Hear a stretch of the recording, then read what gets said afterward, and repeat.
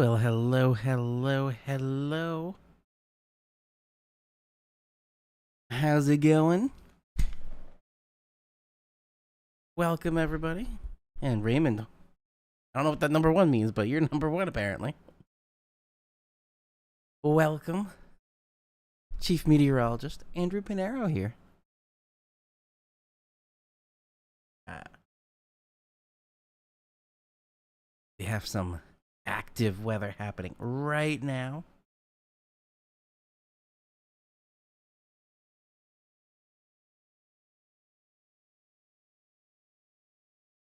What is this?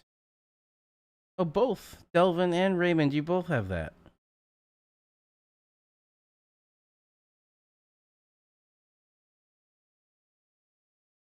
Chat XP crazy. Yeah, what is this?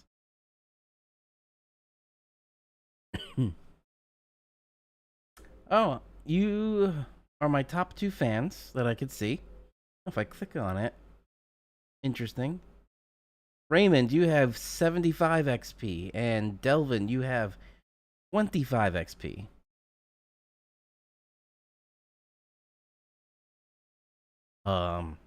This is new to me.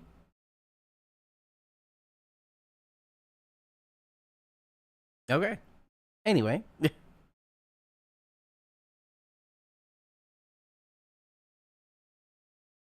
Also seem to have lost my preview.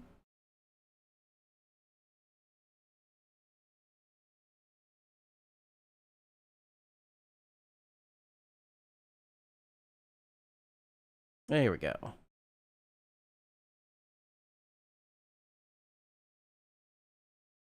NASA is set to broadcast on Netflix. Very interesting.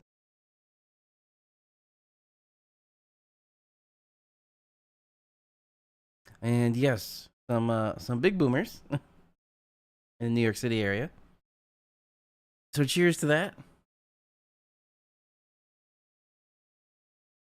Tonight's drink is the one that has not been named yet, but is very tasty. It is Hendrick's Gin with Sprite with a little lime juice, fresh squeezed lime juice, fresh squeezed lemon juice, and the actual wedges of the lime and the lemon in the drink.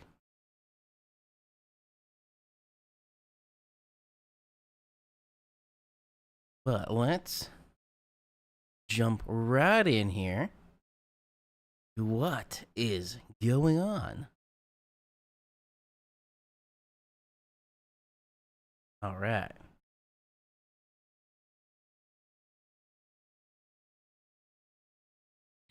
Yes, we will talk all about that as well once we get to the forecast. But we're talking about right now. There is still quite a bit of thunder around the studio right now. It looks like nothing severe now. Sun has gone down. So the energy is dissipating.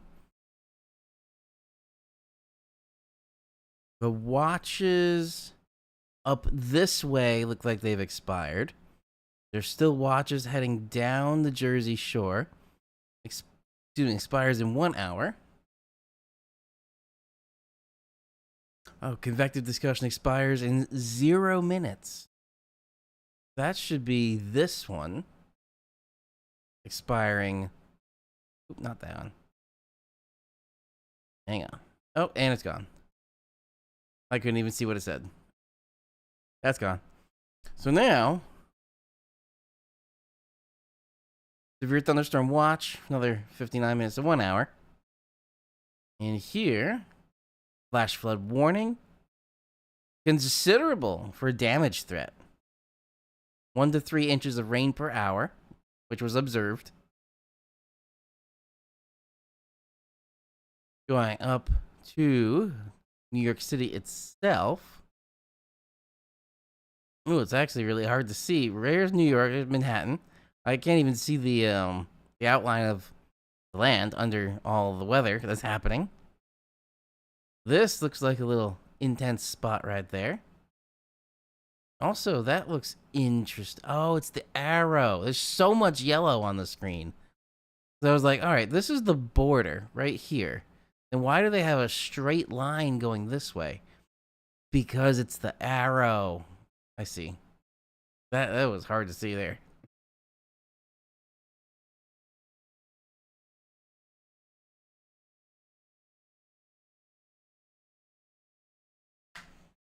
Canadian radar. Let's see what I got in here.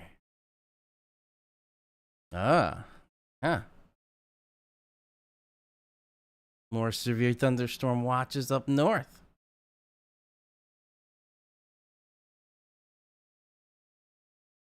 And ooh, a severe thunderstorm warning is that? Right in here? Yeah, look at that.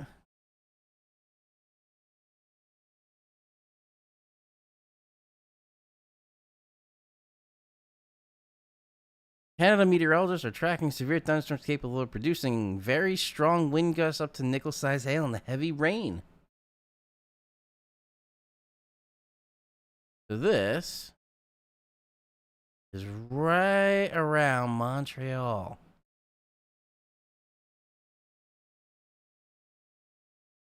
I don't. Oh, what is this? That's not the color of a. That's a tornado warning. Tornado warning up in Canada.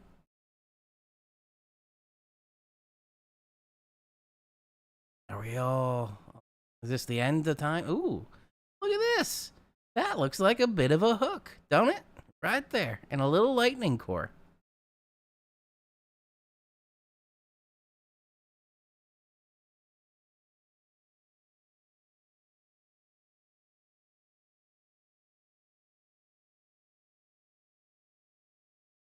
You mean like the size of the warnings? Although this is quite a size of the warning there. Let's put this in motion.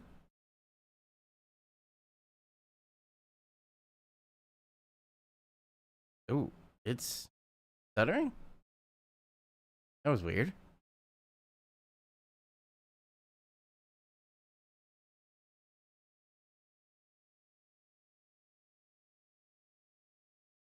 Kind of a little spin up, not necessarily in this one, but that one we were just looking at right in there. Looks like a little spin going on in here.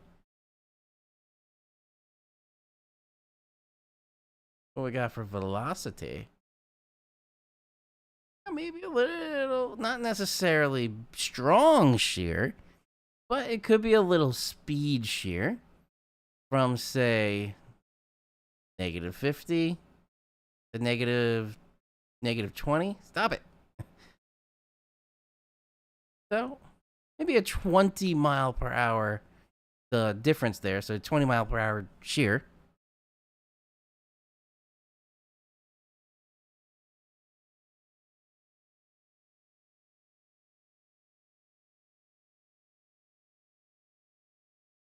Oh, they used to cover almost all of a Providence. Wow. I guess they were saying it could happen anywhere in here. The bigger your warning, the more likely you're going to actually be correct. I don't know if that's what they were playing, but tornado warning there. Nothing active there. Looks like severe thunderstorm warnings, but that tornado warning was very interesting. There's the shear. I would say a little bit, not a lot.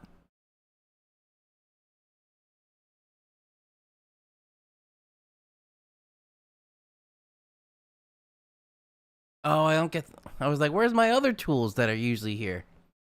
I guess not in here for the Canadian ones.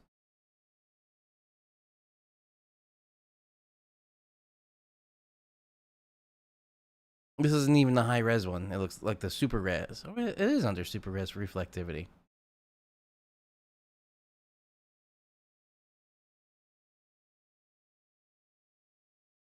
I mean, kind of a little something there, but that lines up with the lightning at least.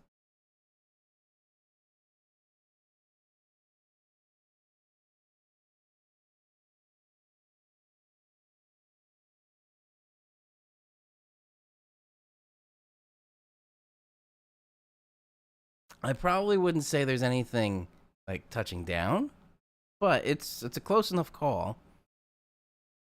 or you get a little bit of spin going on.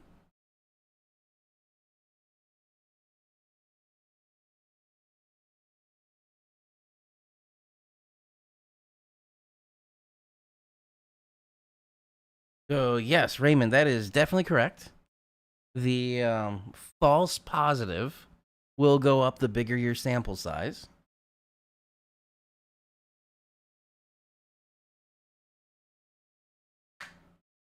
So, if I'm forecasting, say, in Oklahoma, a specific area for a tornado warning, I could say the entire U.S. is under a tornado warning.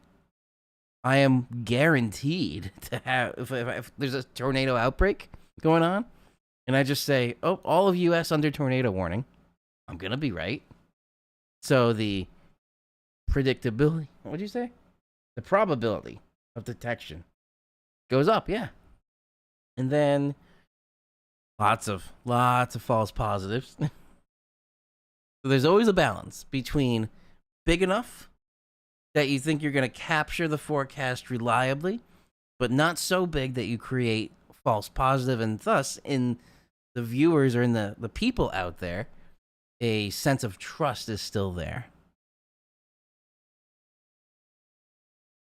Imagine if forecasters like stay in here. So there's severe thunderstorm warnings up there. But let's just say, let's put all of these states in a severe thunderstorm warning. That'd be ridiculous. I can't believe Canada did that.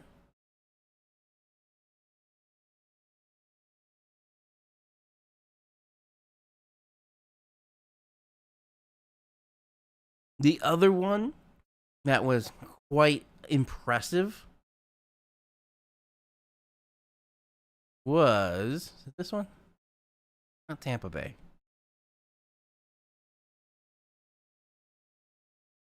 Fort Lauderdale. That's the one. The T ones I was looking for. Fort Lauderdale Airport. I saw a video where the runways were rivers. They got so much rain, all of the runways were underwater. And you see like an emergency, like a fire truck, that almost all of the tire is covered in water as it's driving through it. It was impressive.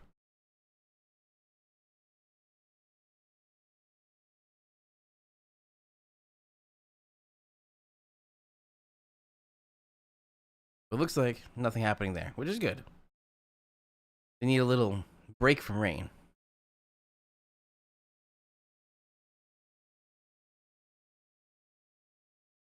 And a bit more into our area. Take a peek at Boston. You're about to get it. I don't know how much of this is going to hold itself together. That's still quite an intense line right there.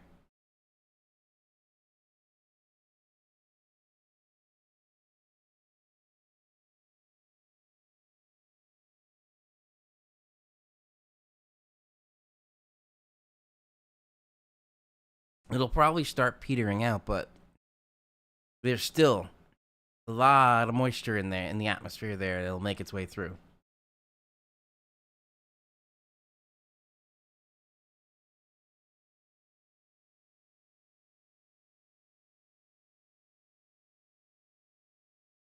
And then upstate New York really doesn't have much.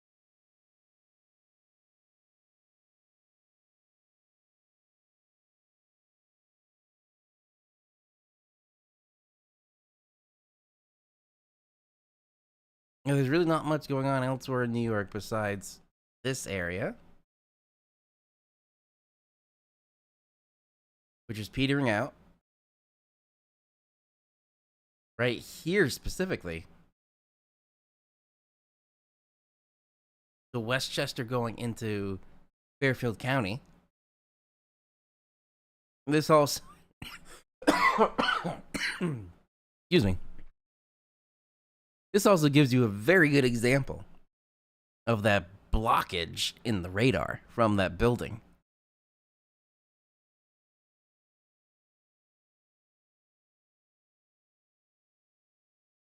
So anybody watching, know there is not a gap of weather happening there. The radar tower has a building that's blocking its signal through here, so it can't give any data.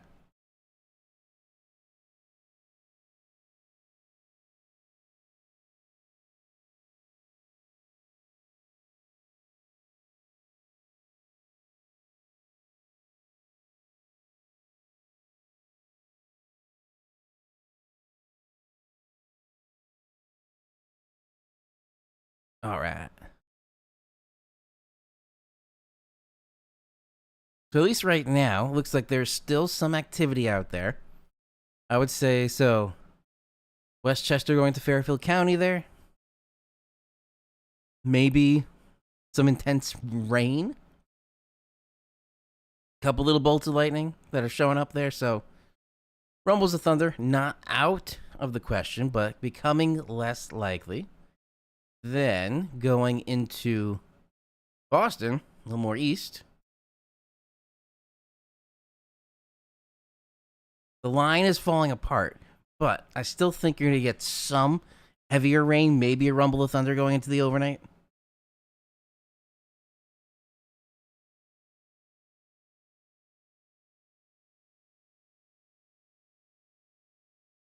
Oh, power outage up here.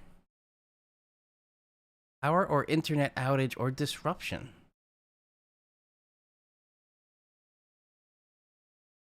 Category winter weather impacts. I think they gotta broaden that a little. This is not just a winter weather thing.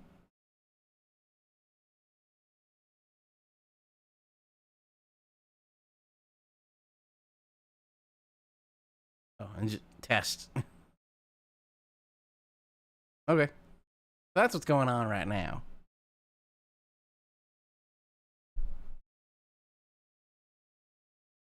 Flash flood warnings also, yeah, going down the Jersey Shore. They still have the severe thunderstorm watch, but flash flood warnings. There was quite a bit of rain in some of those spots there.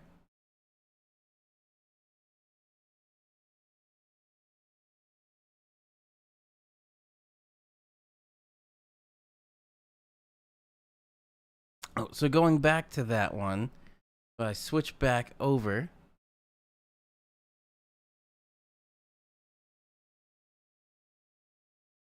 Okay, so here, no, New York City. There's the Bronx, Manhattan, right over here. So that is not aiming at New York City. This, you can even see it starts pretty much right at the base. Let me see if I can pull up a map real quick of that.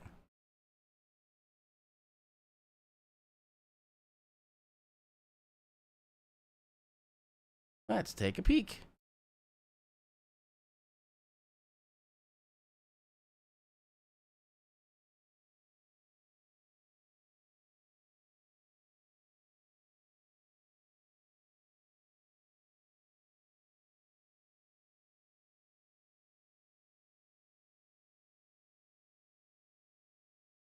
I'm right on the correct spot here.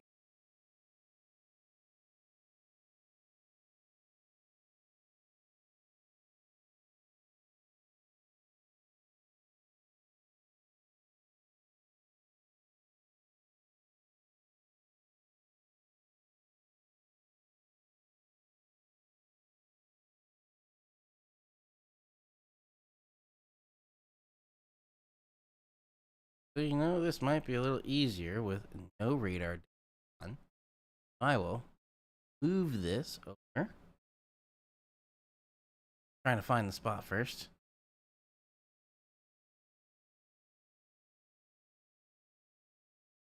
Before I show you.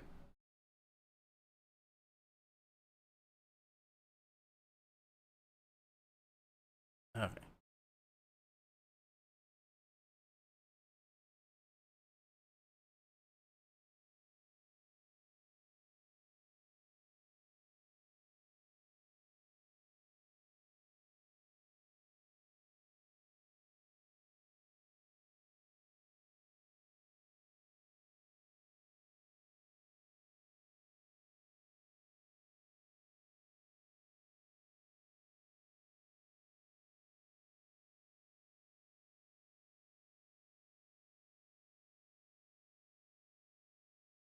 Trying to find exactly it.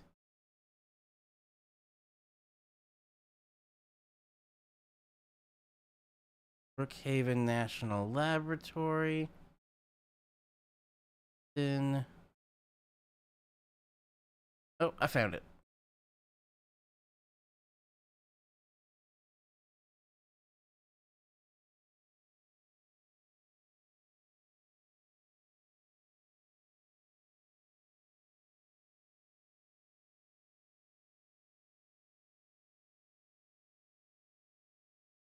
Matches.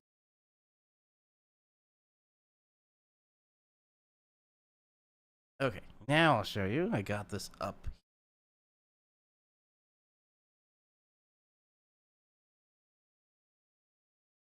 Okay, so here's the radar. This is all Brookhaven, Cornell Avenue, Brookhaven National Laboratory. That dome right there is the radar. So if we leave the mouse right there, zoom out, we kind of see it going this way.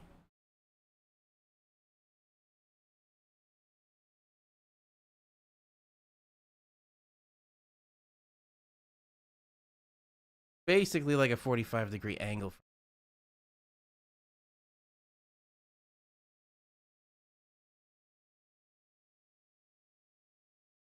Oh, I almost lost it. Did I lose it?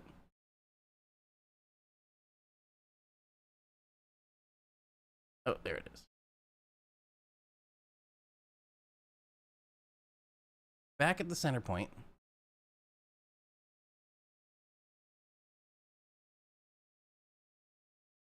.45-degree angle. Here. So it kind of looks like this building. Blocking it.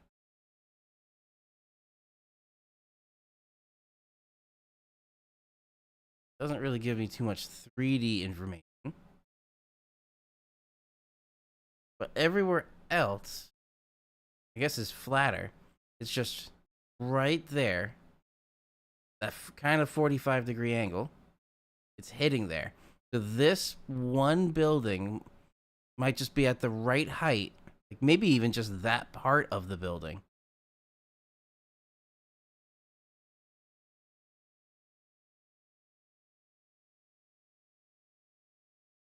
So that could be causing the issue. And also, it looks like that's a bit of a hill right here.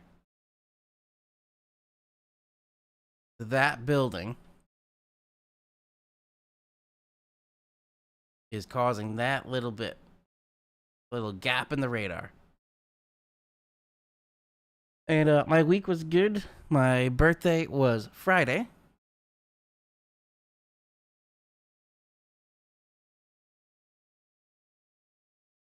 Oh, my preview is very far behind. Hang on. There we go. So on Friday, my birthday, my wife and I, she took me out to go see the F1 movie.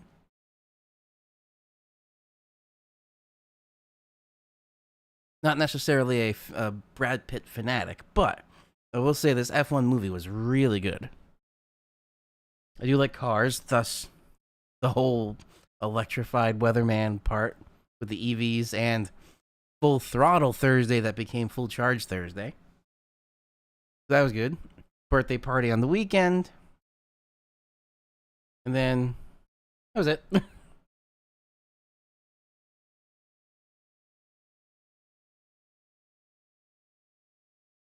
All right.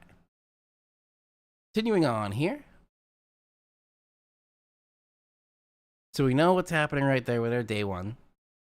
Day two, maybe not so much. Day three, marginal starts to come back into this area. So this would be for Thursday, like you were saying before, Raymond.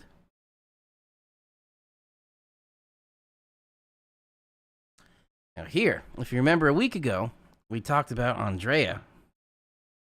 Or Andrea. I think it was Andrea. The first named system in the Atlantic Basin.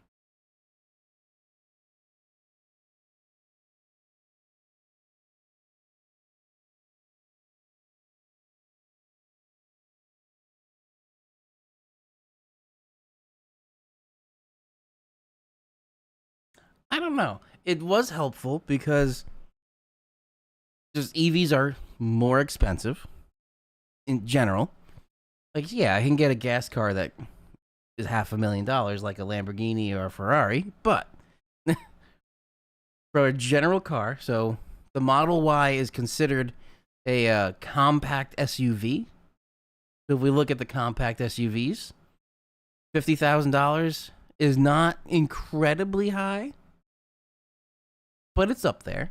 And then you take 7,500 off, bring it down to 42,000, plus the extra 500 New York State gave. Oh yeah. Do the states? I actually didn't even read that part. Do the states still have the ability to give a tax credit? Because federal and state are different. Which I'm not a Jersey resident, but in New Jersey with EVs, if you buy a brand new EV, you'll get, or at least before that goes live, you'll get 7,500 from from federal. You get 2,500 from the state. So you'll get $10,000 off the sticker price. That makes it more attainable. So if the plan is to try and go towards EV because they're overall better for the environment, then that was helpful. Now that they're coming down in price, I don't know. Especially with Tesla potentially releasing the Cybercab, because Robotaxi went out like public beta, not for customers, but for customers to test and actually take rides. I don't know if you saw that, like blowing up feeds everywhere. But in Austin, Texas, Robotaxi, that was it. The service is called Robotaxi. Went live for a very small, like 20 people of like YouTuber influencers. So they were able to download the app, book a ride. The car drove itself to them. No one's in the driver's seat. There was a safety driver in the passenger seat, but not in the driver's seat. Drives to you. You get in. It brings you to where you go. You get out. It goes on to its next. So that was Robotaxi. And then Cybercab is going to be one without a steering wheel, it looks like. Which supposedly that's the $25,000 to $30,000 one. If there could be an EV, like a pretty good EV, for $30,000, that is way more attainable. And at that point, I don't believe we need the tax credits anymore. At the point where EVs and gas cars come to the exact same price, no need for tax credits. We're not there yet, so I think it was a little bit too soon to pull the tax credit. But we'll see what happens.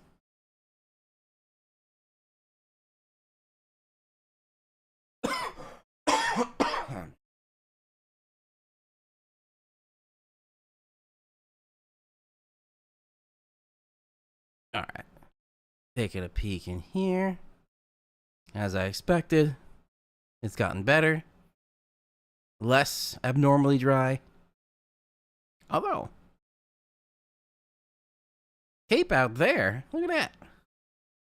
They're in a D1. All right, so looking at this system, what I did notice before. You got a laugh out of that one? When I was looking at the surface map a little earlier, here, this one. Look at that boundary right there. And then let's take a look at the dew points. 72 on one side, 64 on the other. That was a dry line.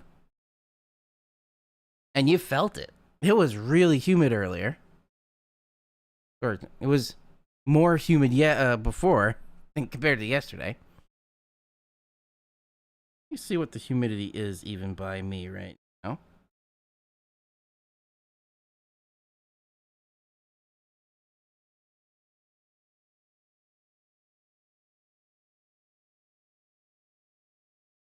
Humidity. My dew point is 71. And it is 77. So it's 77 degrees outside, and a dew point is 71. So it's humid. Hello, I'm doing pretty well. Having a good old drink. Welcome.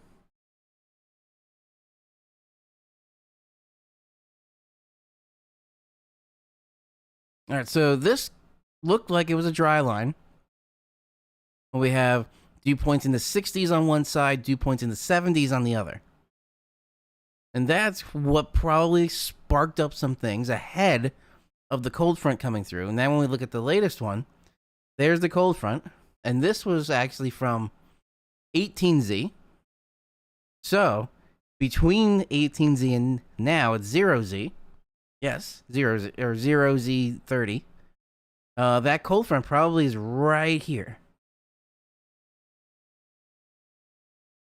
You're very welcome. Cheers.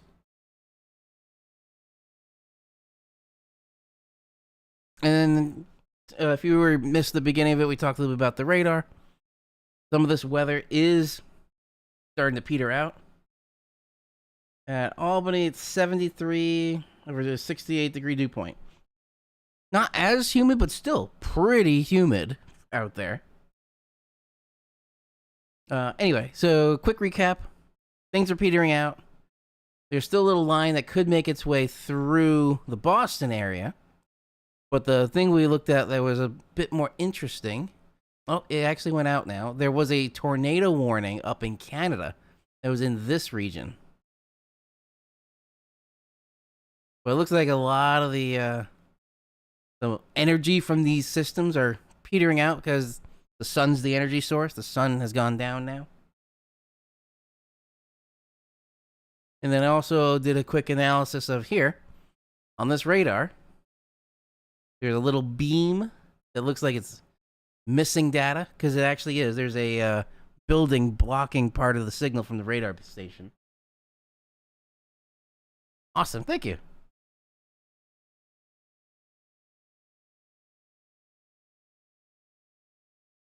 All right. That's what's going on right now. We take a look at the satellite. This was something I was starting to play around a little bit more with, was the RGB color products.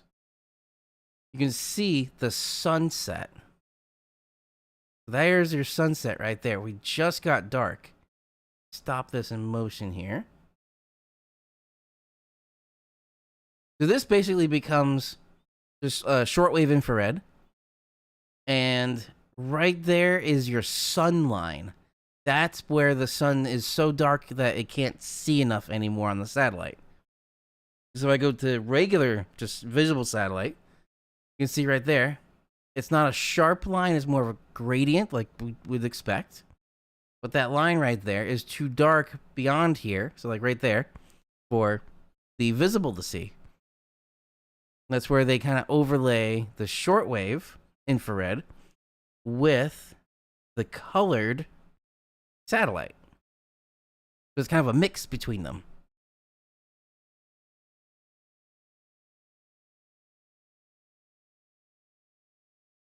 So a good chunk of the middle part here, pretty clear.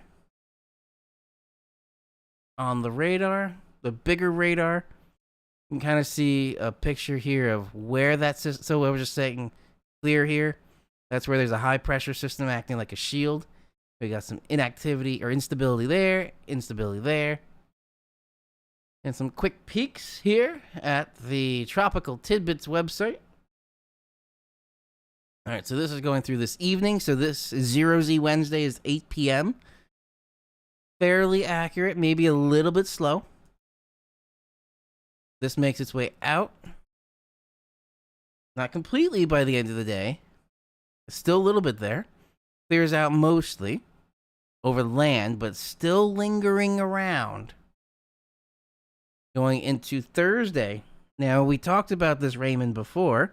Thursday is another potential for some severe weather. But GFS doesn't see it.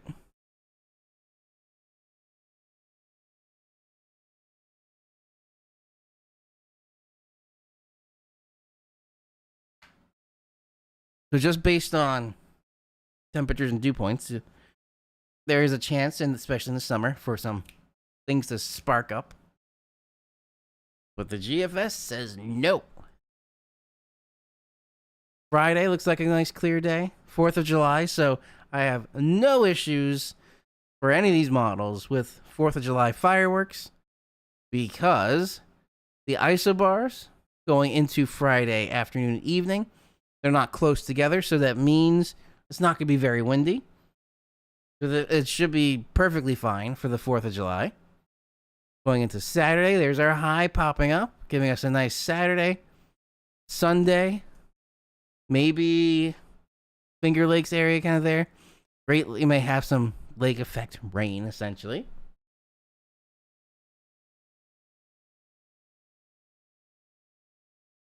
Oh, I forgot about that. Yes, July 1st is Canada Day. Oh, I didn't see that. Noah's trying to replace the NAM. Well, that's good that we're upgrading.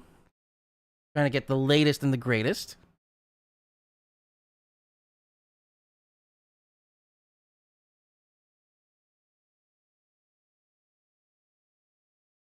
Going Sunday night into Monday. Some more spot showers there, it looks like. Monday itself doesn't look bad. Overnight, Monday into Tuesday, maybe some more showers. And Tuesday night again. Again, this is the week out. And it's the GFS, so it's not the highest resolution model. This, look at the shape of this compared to this.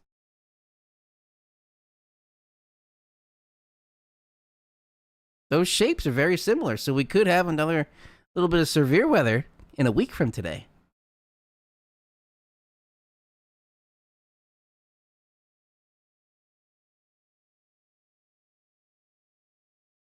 Taking a look on the Euro here.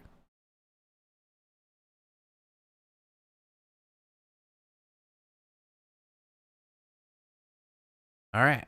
It was fast. It was too fast. So here, that is 2 p.m. That is 6 p.m. No, 5 p.m. Sorry. 4 p.m. 5. Oh my God. I got confused for a second. But either way, it's not 8 p.m. 8 p.m. would be 0Z. And this is showing that activity that we're seeing now coming through at 21Z. So, it's a little too fast. So we can set our kind of gauge that the Euro is one run too fast, essentially. Because here's 8 p.m. at 0Z. And it's showing everything's pretty much petered out, which we see on the radar. It is not. So it did not initialize in terms of timing well. Let's see what happens with the rest. Again, remember, fast. So this is spinning up something offshore for later in the day, Wednesday. Thursday. All right, so this is kind of hinting at that line we were talking about from the Storm Prediction Center, putting that marginal risk for the day 3 outlook later in the day on Thursday. And again, this is fast. So this could be about this same time, just on Thursday. Friday clears out. High pressure comes in, looks fine through the weekend. Very far north, the New York-Canadian border. A little bit of action there. And that's as far out as that goes. Oh, it's a 6C. I didn't realize that was a 6C run. Okay. Now on Monday. Oh, that's interesting. Look at this. So it's thinking there's a line there starting to build. It's building right there, and it's gone. 18Z Monday, it's there. 0Z, it's gone. W.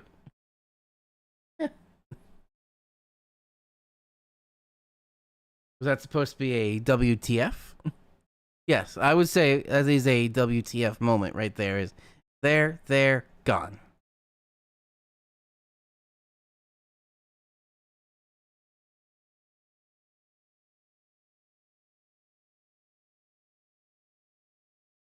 Ah, never mind. All right, icon. Little bit higher resolution. Let's see. 0Z.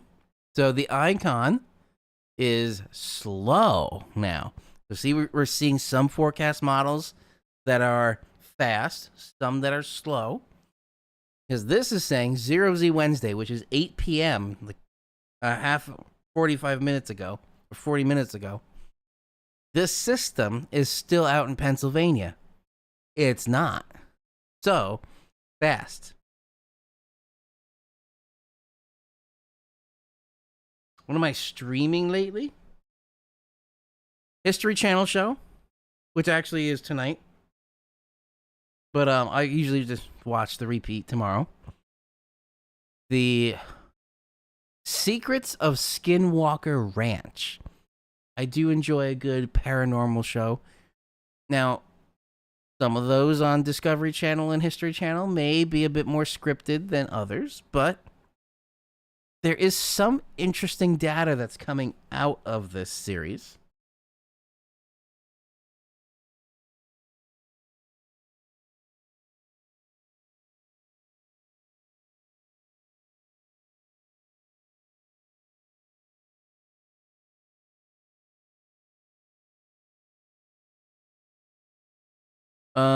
What do you mean? Is it you're trying to say some all are wrong, but some are useful?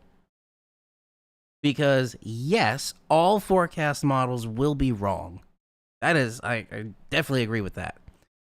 Because the way, even if you have the most accurate forecast model that plays out very well, it's still never going to be 100%. We're not there yet. So, to a degree, yes. That is his quote. And I agree with it. The forecast models will always be wrong. Right now. A century from now, we might be even at the point of we're just controlling the weather. Ooh, that'd be a different topic. Can we control the weather now? And they're just not telling us? Anyway, back to here. So, icon's a little slow, so keep that in mind. Wednesday, that system stays out to shore, or out to sea. This comes in for Thursday, but it doesn't.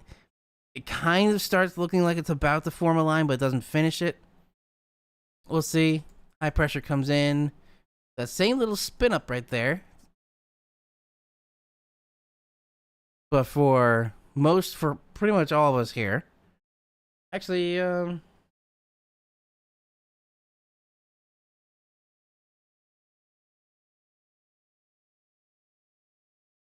actually don't know where you're from, JTAF. Where are you from?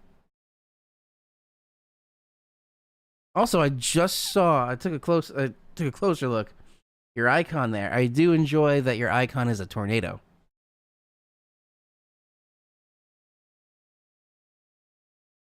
I didn't say harp. But we all thought it. Because harp is real, but I don't know. All we know for a fact is that harp is a real facility.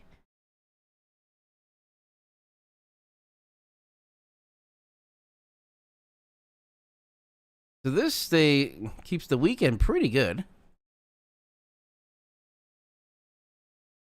And this really doesn't do anything for that little bit on Monday. This might be still underplaying it too. All right, now we're going to go to the short range models here. All right, so let's see if we get to 0Z here. Okay, so there's 0Z. Now, let's compare. That's what's actually happening right now. Here's the NAM. Timing-wise, I like this.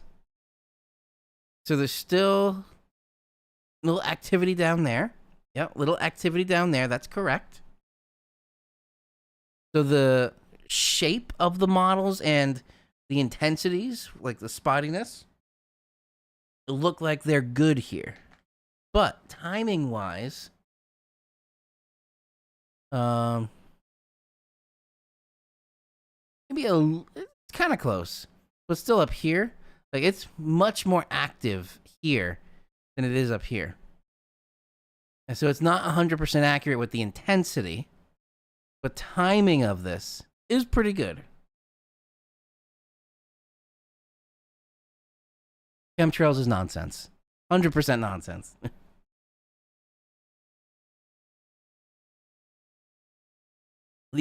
So there is real chemtrails. It's called crop dusting.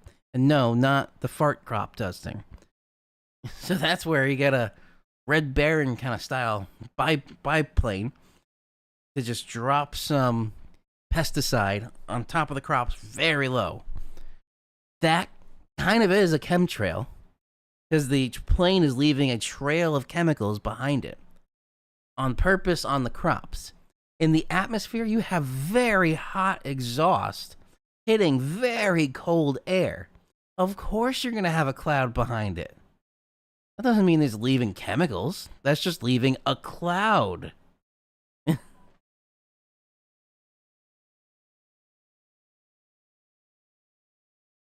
There's your hot take.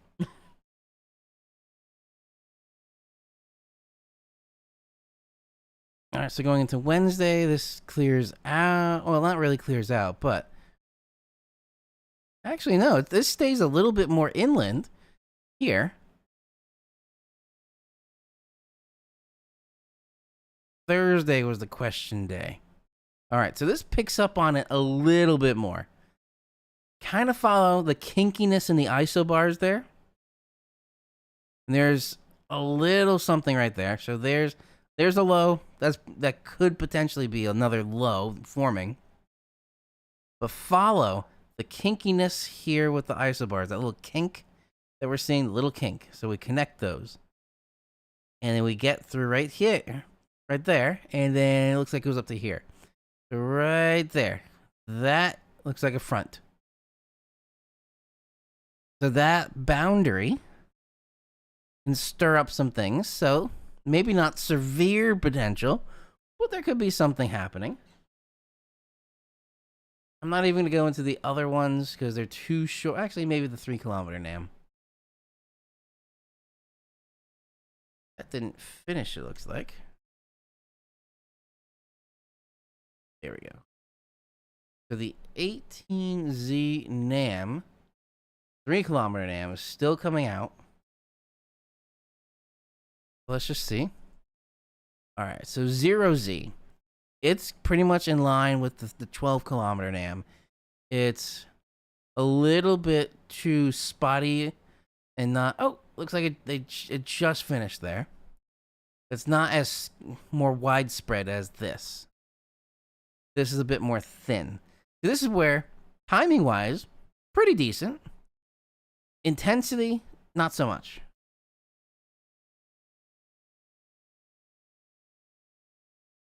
That does clear out and then has that little bit going out to sea tomorrow. Then for Thursday, there we go. So it's still kind of following. There's a front right there. There's not really, there's up in New Hampshire, but in here, just a tiny, tiny little bit over New York City there. Going through New York City.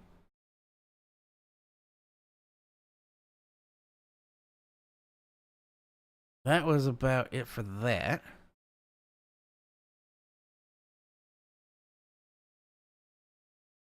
And let's take a last little peek here at some Moss data. All right, so Wednesday, high of 89. Dew points. So this is Newark specifically. Dew point does drop into the 60s. And let's see, does it do that everywhere? So islip. Dew point upper 60s, low 70s. Well, islip is a peninsula. Yeah, I know. Is it technically an island? I think it's technically an island.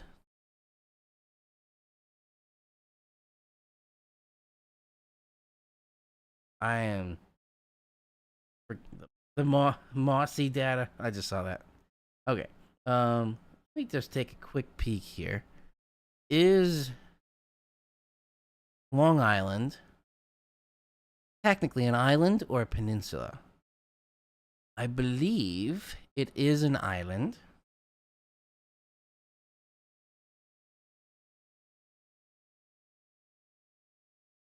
But just barely. Yes, it is an island. There's bridges that connect over it, but there's no actual landmass that connects Long Island to the coast. So, Long Island is an island. I had a senior moment there. Now I had my birthday and I got much older. Oh man, that senior moment.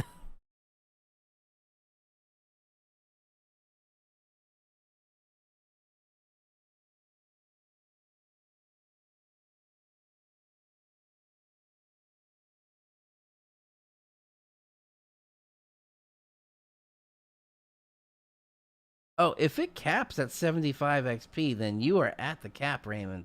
75 XP. But I have literally no idea what that means.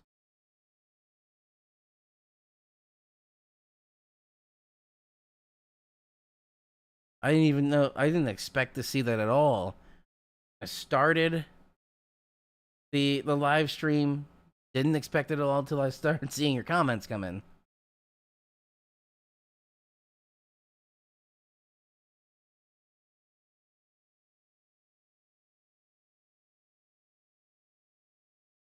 Okay, back to here. So back up at Newark, we're seeing 89, 92. That's where we could see some little pop-up storms because it's going to be hot. And the dew point is going to be, I mean, not high that day. It's in the 60s. 62, say, for the dew point there. 92 for the temperature. So it's definitely going to feel more comfortable than today. But look at this. We go from 92 to 87, 87, 93. So it stays pretty warm through the weekend. And even Monday, 90. We're in summer, folks. We're definitely in summer. Islip. So we got 82, 87, 85, 83, 87, 85, 83. And Climo says 82. Oh, and for Newark, Climo said 85. So above average for temperatures through the week. For Islip, for climate data, it looked like it was pretty much right on spot. Maybe a degree above, but negligible. Going down to White Plains.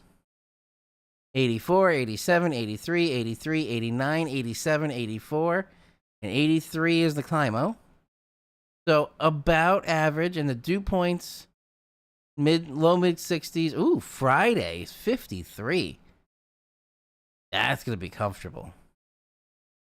So an 83 degree high with a 53 degree dew point.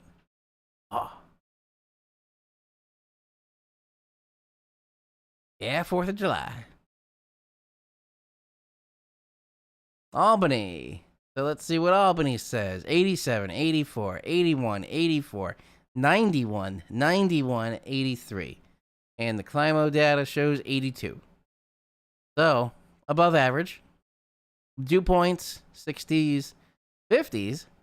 50s. Yeah, so for your day on Friday, 4th of July, temperatures maybe in the 80s with the dew points in the low 50s. So that's, again, look like it's going to be a comfortable day. Going east to Boston. 88, 88, 82, 83, 92, 90, 85 with a Climo of 81. So above average. And your dew points are in the 60s, 60s, 50s, 50s, 60s. Yeah, maybe by 70 on Monday again there. But 4th of July, it looks like the air mass that we're overall in, a 50-degree dew, or low 50s for the dew point, while the highs are in the 80s.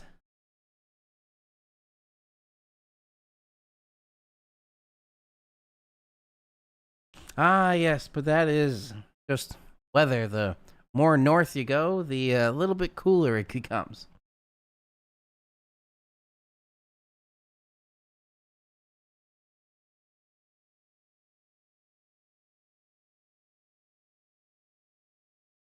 All right.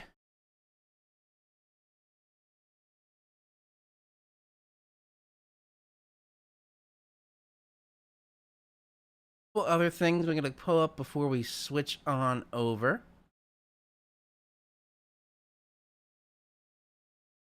We all know the good old Reed Timmer.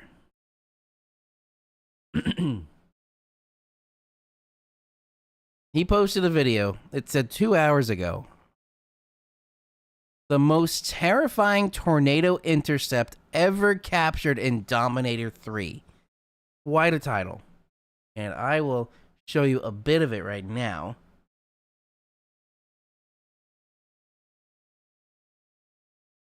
Oh, shit!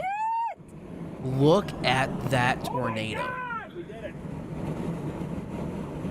Yeah, you gotta look at it out here. Yeah, I'm getting out. I saw a bunch of footage of this. Just lower that for you a bit. Okay, there we go. What was incredible with this is you have at the top the traditional stovepipe, but then it starts dissipating, it looks like, or thinning out at the bottom, and then it's gonna oh wow, I have not seen how close they get. That's incredible. But I don't know if it's this particular tornado. Well, there's one that shows an outer funnel and an inner funnel.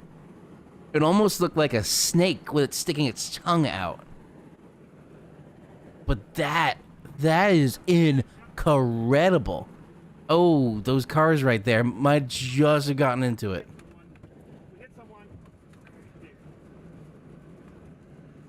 I think they said it too, that it hit someone.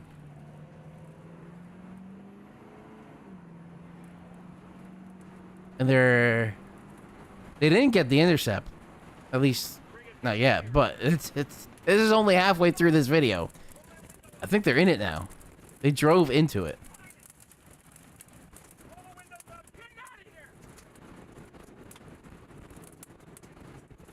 Wow, that got chaotic a little bit. Let me skim through it right there. Instead, it's a wobbler. It's probably going between the sides. Oh, this was it, I think. See, look. You see the inner funnel and the outer funnel. 3 reasons why you should switch to Cook Unity. After the following paid advertisement. Every week, I get to choose from hundreds of meals.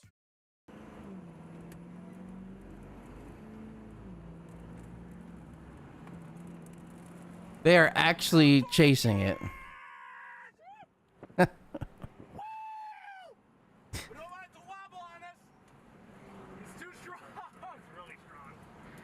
Yeah, that was a really strong tornado. But just look at it. That's a violent tornado. Are you kidding me? That is they're so close to it. Just sitting there.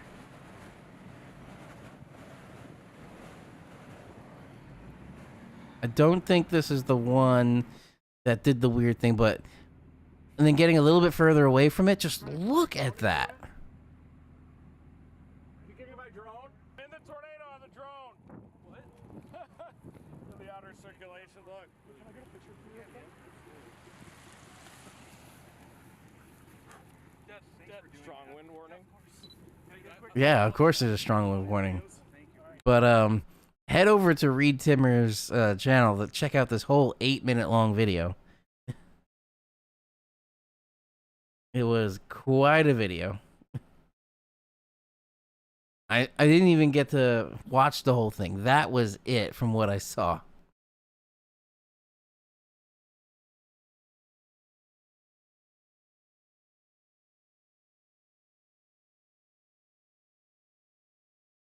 All right, we're going to have a brief intermission. And then we'll do some Minecraft gaming again tonight.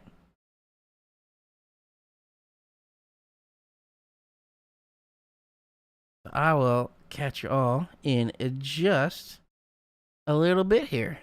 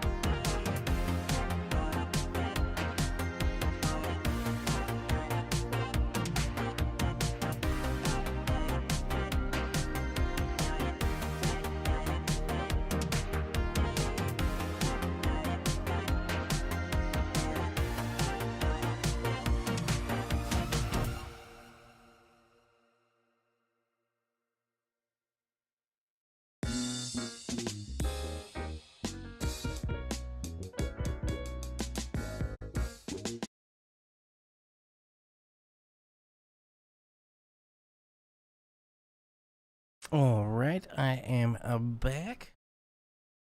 Loading up here. Minecraft.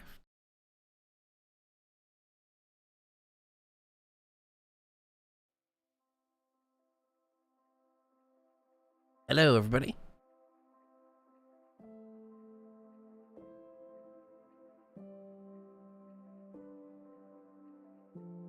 No updates this time, so I don't expect anything new again.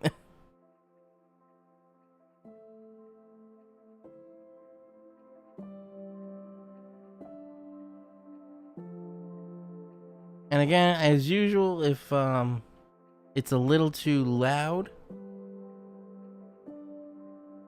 the background audio is just a little too loud, let me know. I can adjust that. Just readjusting. I realized I've actually been hitting the software limiter I have for the mic, so I could have decreased the sensitivity a little bit. That looks a little better. So now, from your perspective, this mic should sound the same. It should sound the same level. That way, the limiter just stopped it from going too loud. But now it should sound about the same level. And if it sounds a little lower,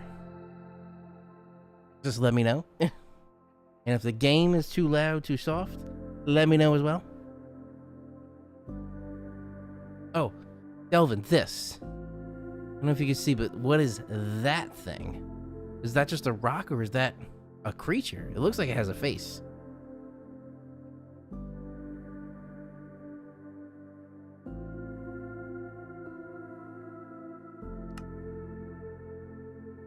Oh, I did not realize you couldn't see that. There we go.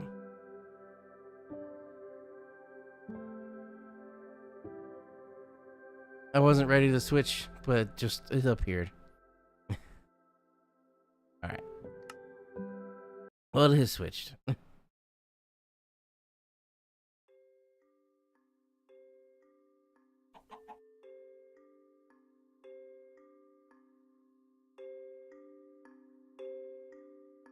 Sounds like it's nighttime. Is.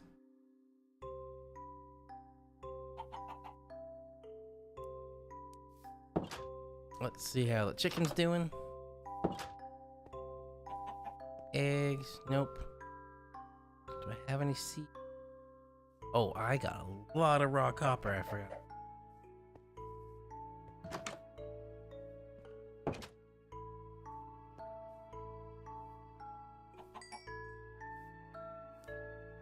I have so much copper out there.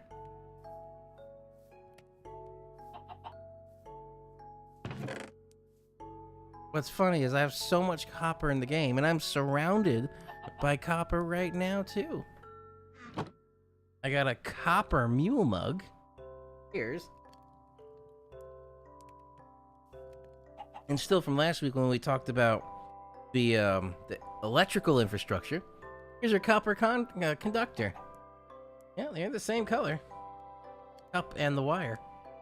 This is that thicker... Ooh, I heard a egg come out. But this is the thicker 6 gauge. That was for the Tesla charger. Go collect an egg. Is oh, thank you, buddy. I feel like you're trying to escape. Are you?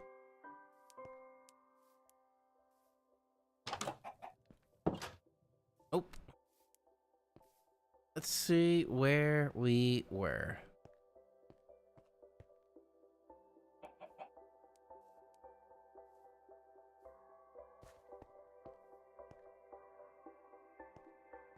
This looks like it was the new one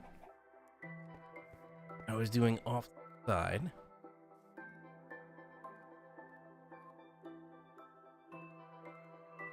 I think I might hold on to the iron one. Make another stone pickaxe.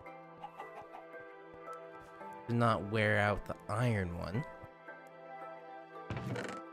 Oh, I have this.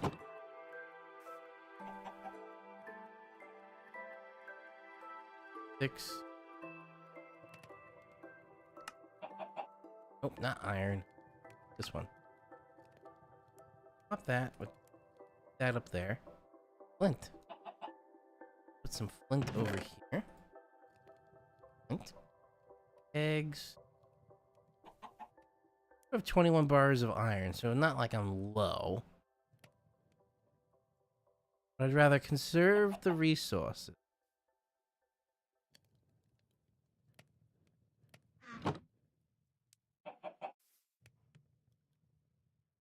Still chugging away.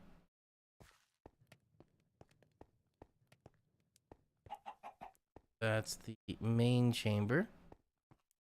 Offshoot chamber. And let's mine.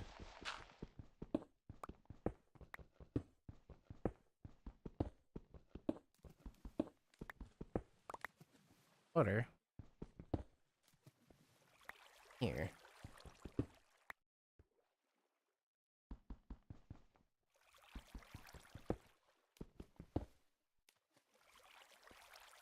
Like there's something down here.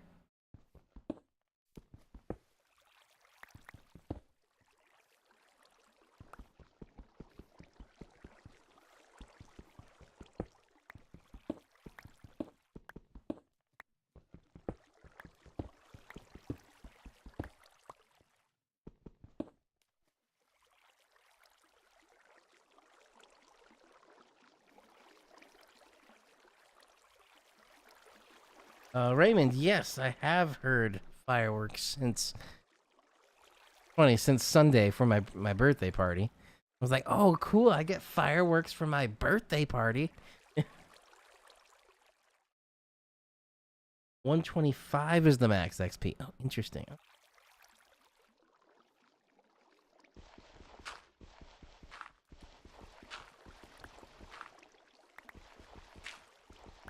Oh, this goes outside.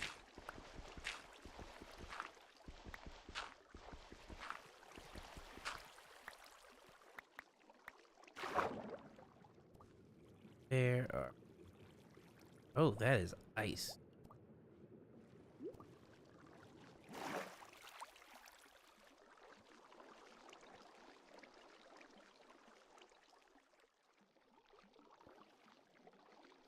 Salmon. Looks deep over here, but not... There's a lot happening.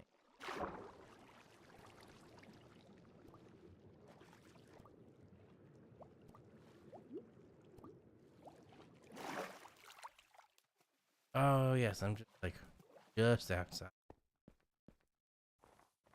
There's the front door. Definitely Enderman around that left those things. Need that Ender Pearl.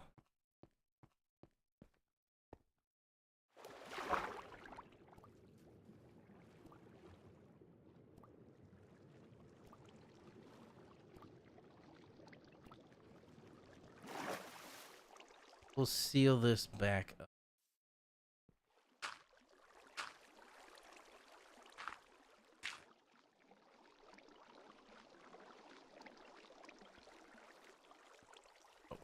Oh.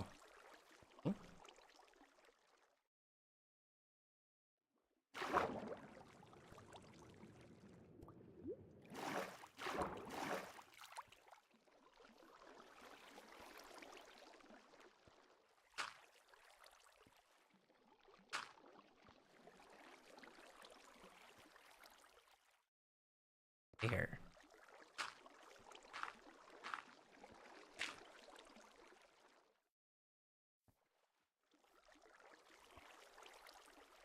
Guess it's just walk right past it.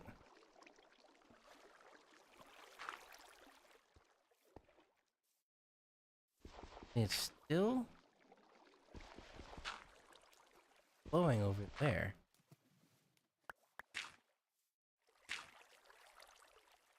Oh, there's still more down here. Crap now. That water. Okay, that opened that back up. So, we're gonna stop that side. We're gonna keep going down this way.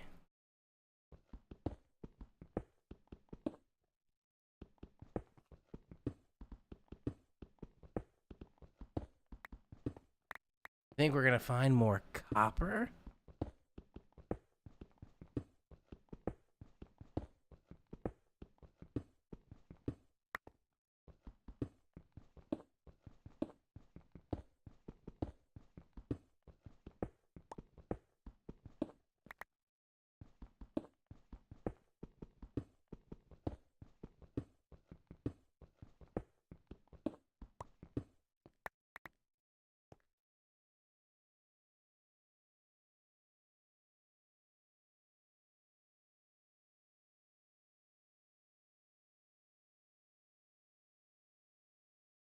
Joe and Joe are making fun of it. Yes. I would agree.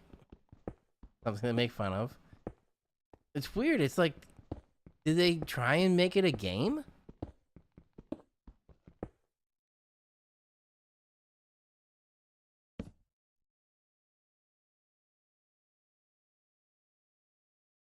Oh, you're at 150 now. Yeah. Oh, and Delvin, I see you gone up to 125 XP. And Raymond, you're at 150 XP.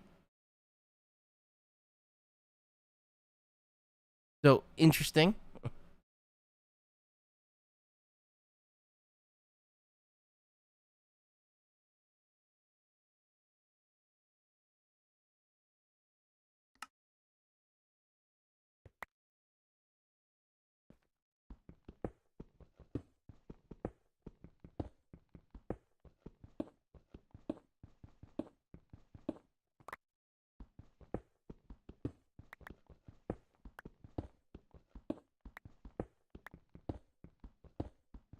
Delvin, do you have a method, that's a preferred method for the actual mining of Minecraft?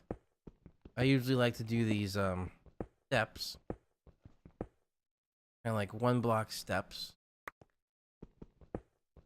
And then once I look back and I see I'm not there yet, but once I get down enough, I turn around and then go back down the other way.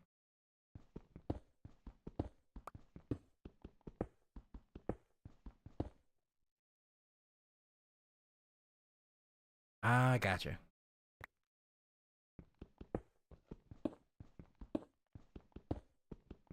Survival mode is where it gets exhilarating sometimes. Remember my oh shit moment?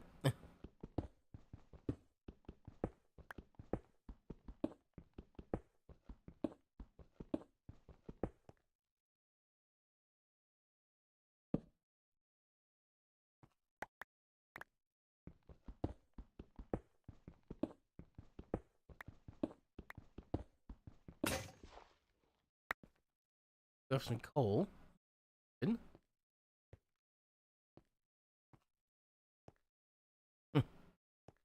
Survivor mode be crazy, yes.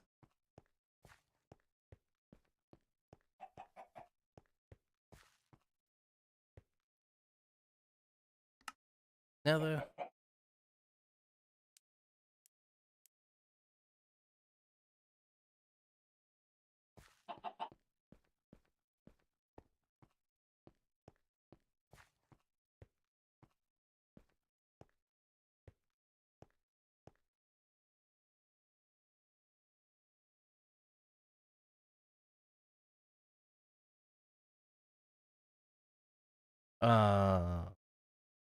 yeah?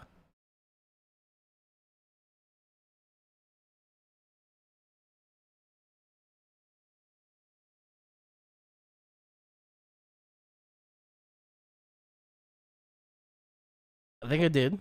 Was I see with your laughing face there. I guess this was a YouTube version of the STP. As a weatherman, when I hear STP, That is an abbreviation for standard temperature and pressure. Standard temperature, which is, oh my god, what am I thinking? 273 Kelvin and 1 atmosphere of pressure.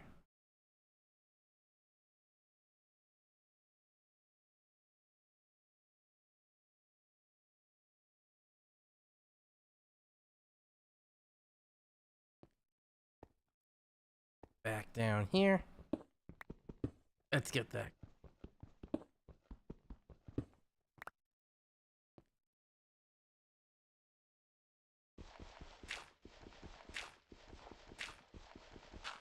I usually also like to take freebies of the dirt, because with the dirt, it doesn't cost anything to actually mine it.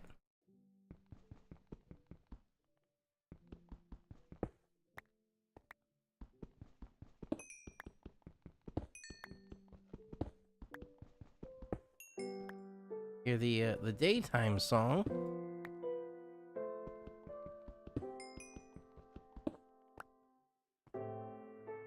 Okay, back to the dirt.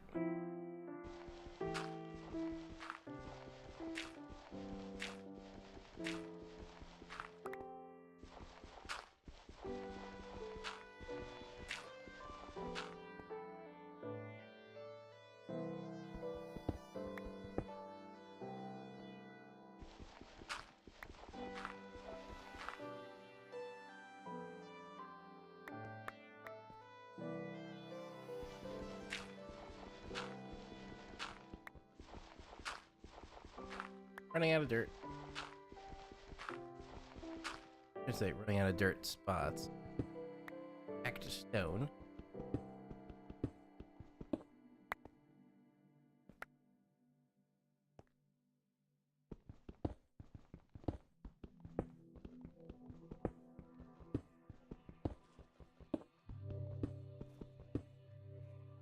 Here's something. We're probably gonna turn around. Head back down that way.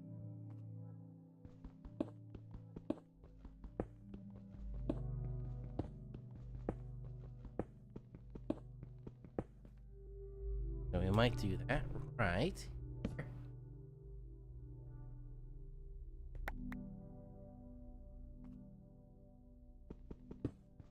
Side path.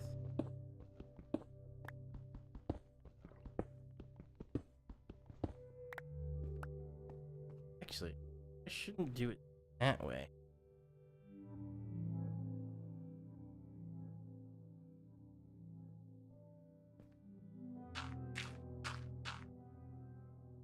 This way.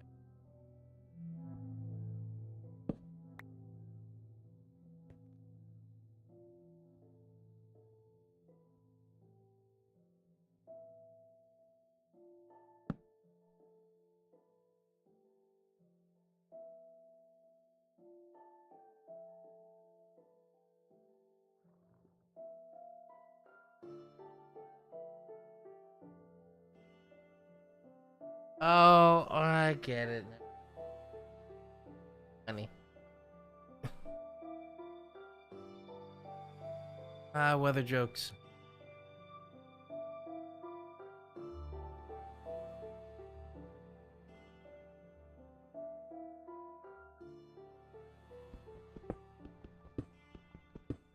You know, this way was the water.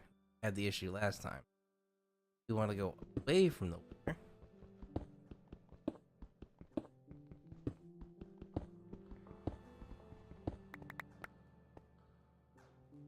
There. One more.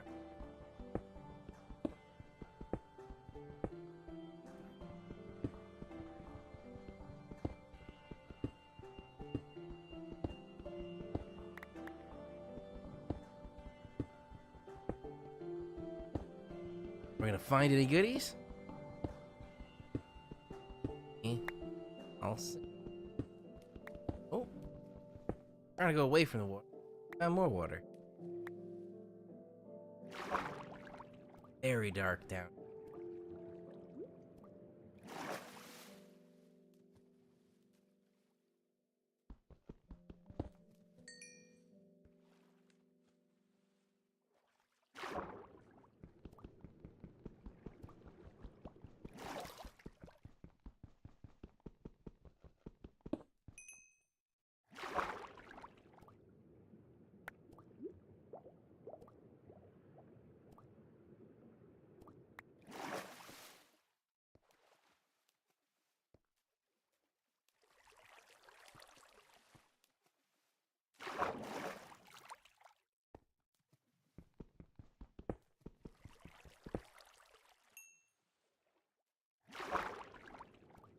A lot of coal.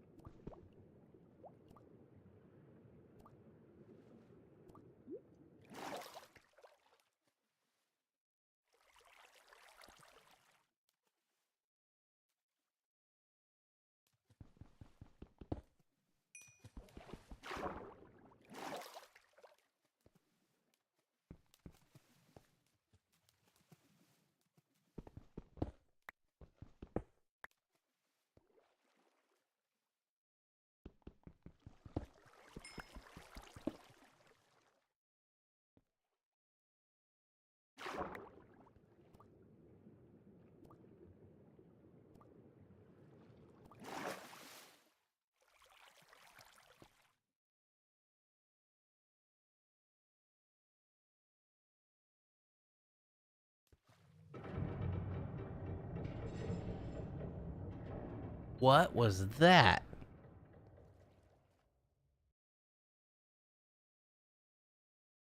Delvin? What was that sound?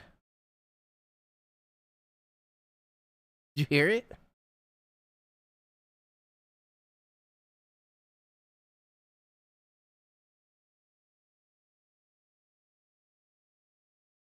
And Raymond, power grid held up fine. I've actually found the electrical payload max load in my house.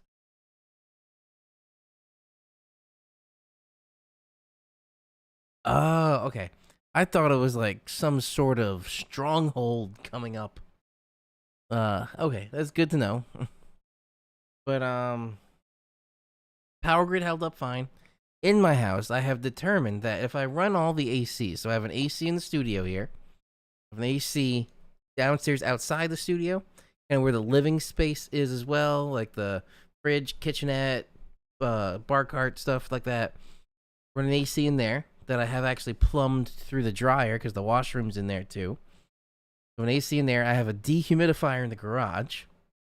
I have an AC in the living room, AC in bedroom 1, AC in bedroom 2. So total, that's 5 ACs and a dehumidifier. When I run all of those and I charge the car, it maxes out the house. So I take the car off and then I replace it by running the dryer. The washer is okay, but the dryer puts it over the legal limit. Because I'll probably have a bit more of a video coming out on that explaining it, because I'm still having a weird electrical issue. But the two legs of the circuit breaker, which the circuit breaker is right over here for me, you have a red and a black wire. You can have up to 80 amps on a 100 amp main coming in. You can have up to 80 amps on each leg. So in the house total, I can have up to 160 amps worth of stuff running. It just has to be spread between the two legs or the two sides of the circuit breaker. Maxed it out. We have not had heat like this since I got the Tesla. My first year with a Tesla was 2020, which is very interesting how it was mostly a contactless delivery system or pickup system. But since then, we have not really had this type of heat. So I haven't had a chance in 5 years to, actually, was it? No, 2021. So in 4 years, I haven't had a chance to really test out the max load and the max capacity of the house's electrical system. I found it, which is good. That's what testing's for. You find your limits, and you either don't exceed the limit or you fix it to make a new limit. For this, we're going to keep it as is because upgrading from a 100 amp breaker and 100 amp system to a 200 amp system is probably about, and I asked an electrician that was here and looked at everything. They said it'd probably be about $3,000 to do a 100 to 200 amp breaker upgrade. I do not need any more slots. I have enough. I have more space in the breaker. It was just the load that I needed. So I'll just manage it. It's fine.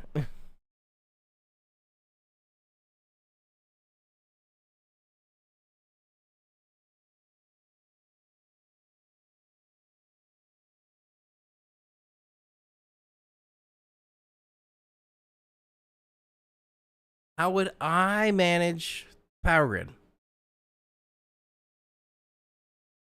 As a weatherman, I would look at history of the area. My area, besides last year with the earthquakes in Jersey that we felt here, earthquakes really aren't a thing. So, in this area, switching the electrical grid to work underground would actually be beneficial. Areas that have a lot of earthquakes may be better with above ground power lines. That's one of them. The other one, which I've heard from other electricians too, and I think we talked about it before. Oh yeah, it was in that article I brought up last week. Was smart grid. So right now, the grid, the power plant runs at 100%. So it's always outputting as much power as it possibly can all the time. But you might not need it. And the way like your meter works at your apartment or your house, you get electricity sent in, and if you use some of it, that gets deducted, but then you get electricity sent out.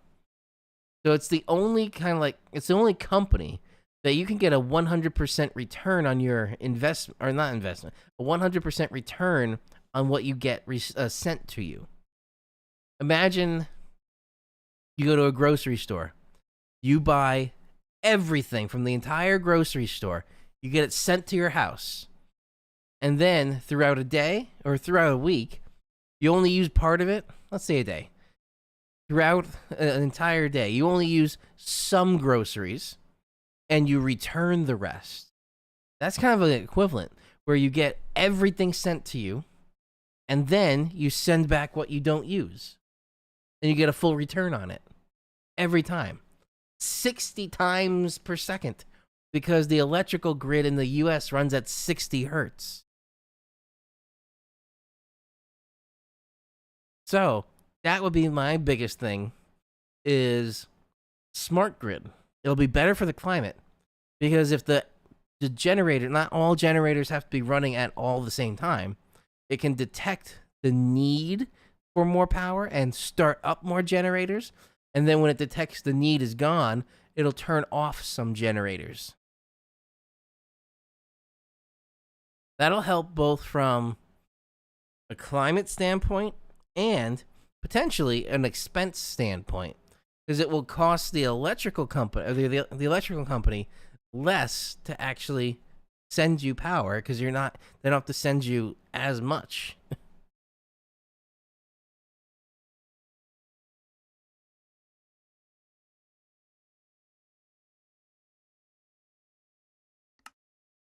All right, back to this.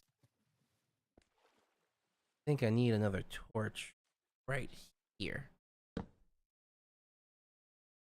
That helps quite a bit. How about this? Nope, that filled up. But enough. Okay, that might be better.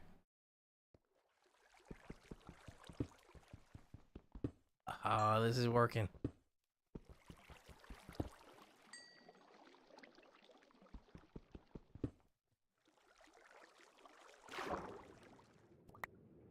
Oh, and it's much brighter with now that I put that torch up there. More stuff under there too.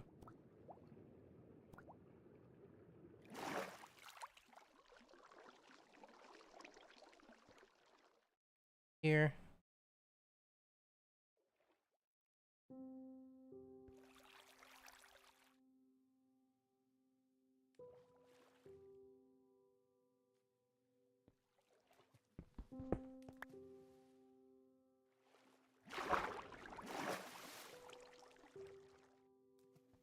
Might just have to go.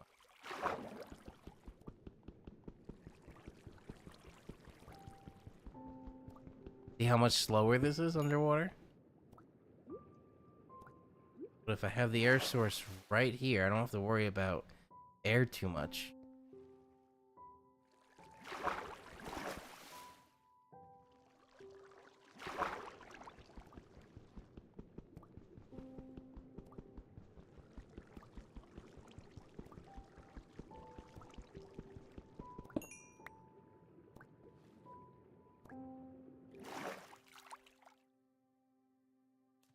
basically, I'm getting one block at a time with it.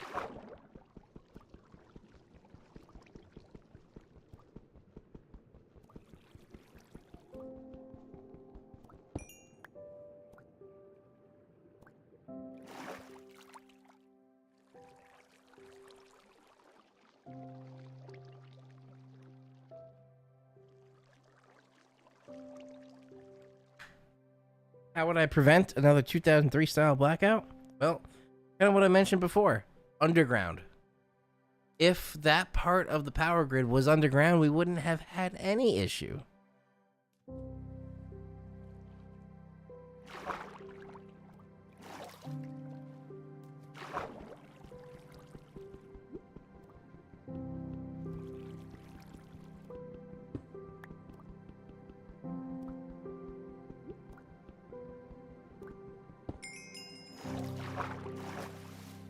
A good sound to always get.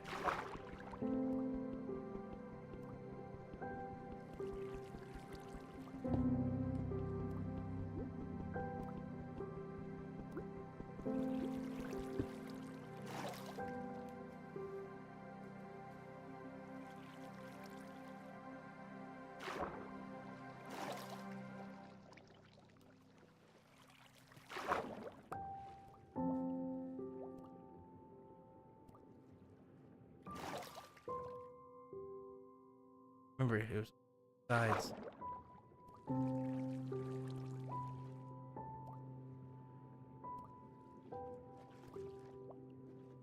Nothing there.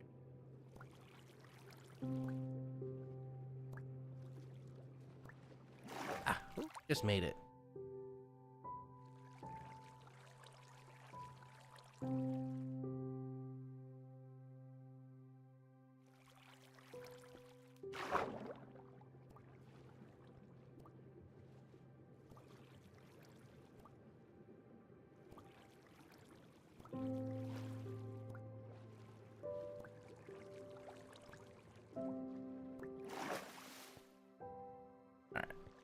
That's enough for there for now. Continue down the main shaft. Wait, that was the main.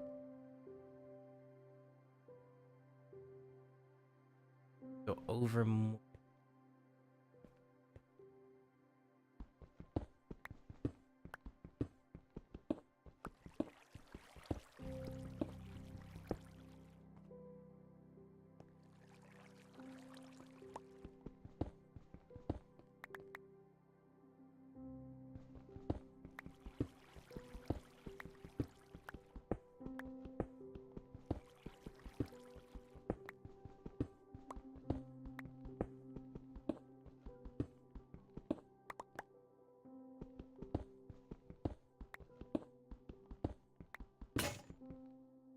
I lost my... Going back up.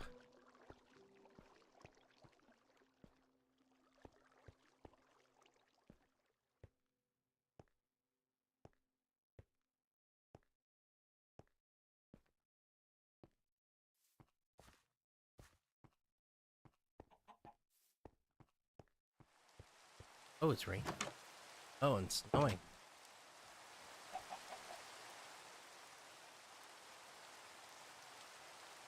Don't remember if that's sunset or sunrise. Always so fascinating. No? Right to rain, right there in that intersection.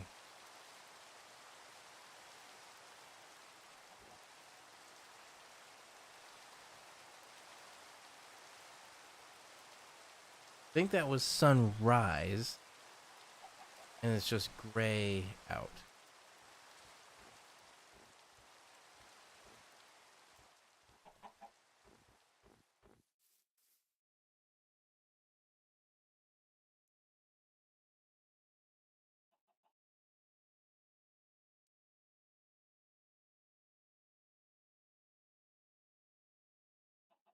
With the fire signal lines, well, automatic alarm.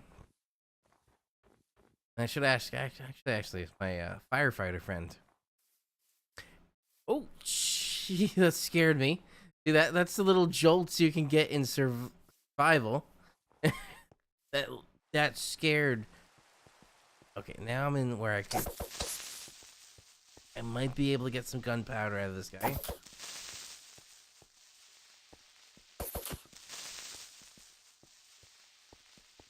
I do think I need iron sword now. I have a bunch of iron.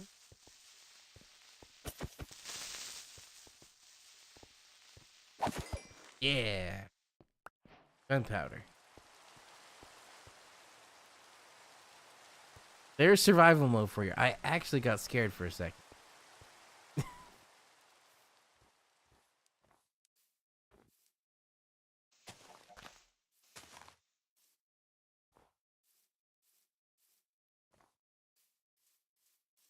Oh, that's a bone skeleton. Those are always hostile. I think this thing's hostile too. Which it shouldn't have been in the daylight.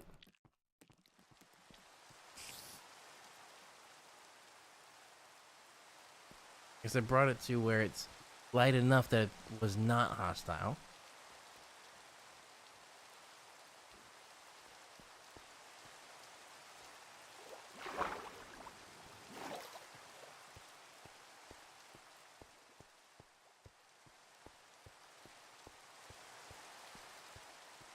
That darker purple blue is the ice biome, but we have some of those magma blocks.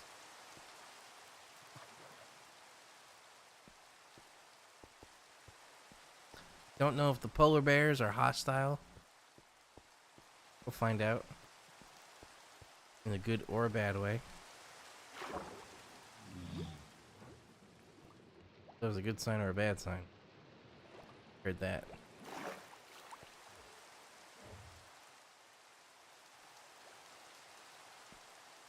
Don't look like they're after me. Oh, is.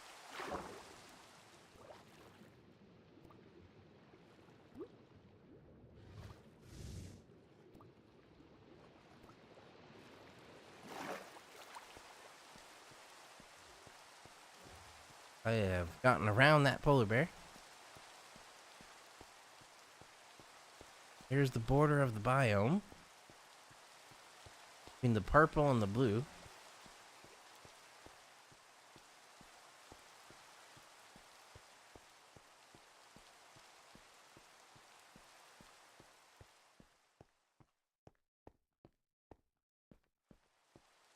Actually, good point. Let's see what the radio chatter is. Oh, and I haven't even done my little plug yet.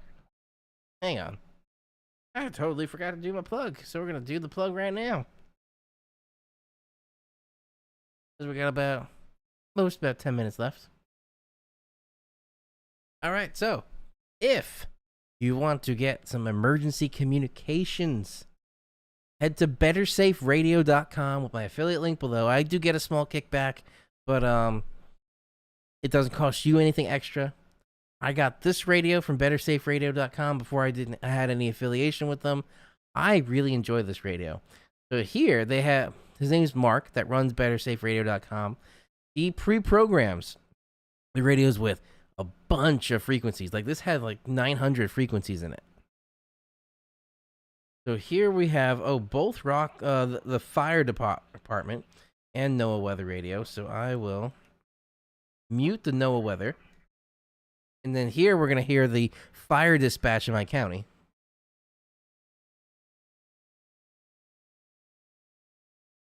Maybe.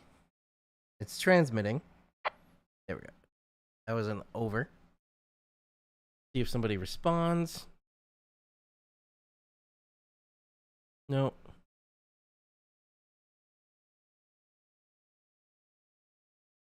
Okay. Afternoon. There's your NOAA weather radio. Thunderstorms may produce gusty winds and heavy rainfall. Humid with highs in the mid-80s. Southwest winds around 5 miles per hour.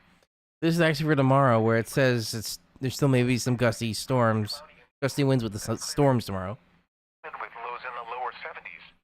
Oh, not for tomorrow. Around 5 miles per hour, becoming west after midnight. Oh, that was for tomorrow. This is Thursday. West winds 5 to 10 miles per hour. Thursday night, mostly clear. Lows in the upper 60s. Northwest winds 5 to 10 miles per hour. So that is what NOAA Weather Radio sounds like. So it's a good thing to have, because if your internet goes out and the cell phone towers go down, how are you going to know what's going on? This will be most likely broadcasting through the regular RF frequencies that are all around us right now. There we go. Cool. I turned that off. I have the Rockland fire, or my county's fire dispatch on. So we'll hear if there's any automatic alarms or anything like that from the fire dispatch that I can listen on into. But again, if you want to get some NOAA Weather Radio, emergency communication radios, head to my link below, bettersaferadio.com.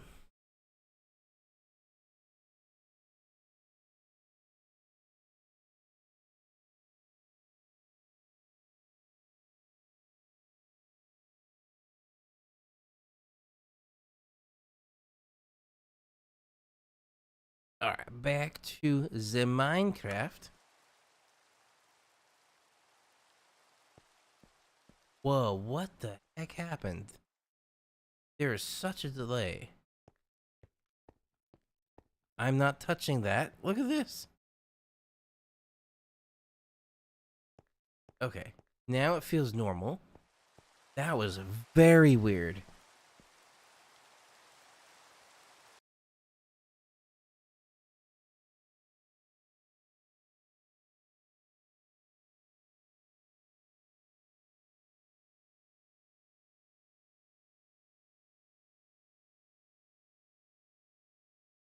Don't know what that was about.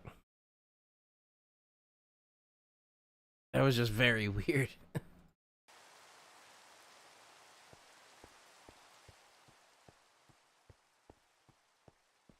Oh, I think it's the particles. All these extra particles. I can feel the FPS is down a bit. Probably because of this rain and the snow. It is taxing the system. 7. Oh, iron. Ah. Oh, but I don't have a... Oh, I have an iron pickaxe. That.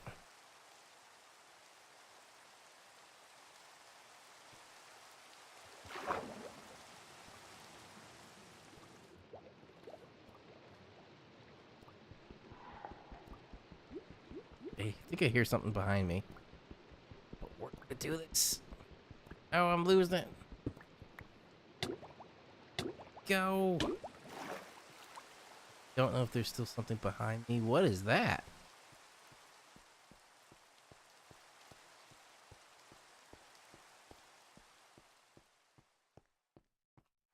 That's a llama. Oh, is that a thing I can trade with? Hello there. Delvin, what? I remember this is something. And I lost control. Hang on. Whoa.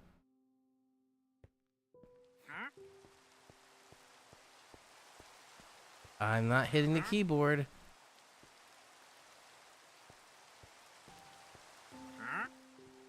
Don't know what was happening there. Try this if it... Okay. In control. And I... Ah, yes. Okay, what do we got? Wandering trader. I thought it was a trader. Not traitor, trader. Emerald.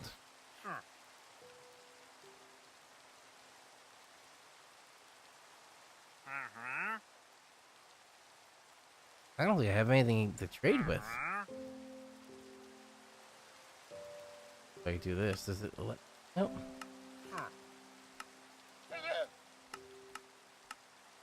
Nope. Doesn't let me do any of the trades with him. Alright. there. Goodbye, wandering trader. You need to eat something. That is raw salmon. Let me go get some cooked salmon.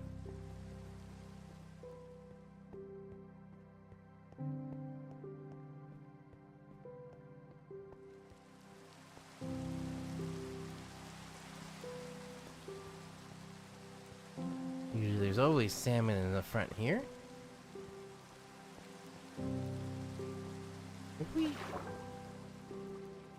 Anything? There's the salmon. Oh, I lost keyboard control. Not the time for that.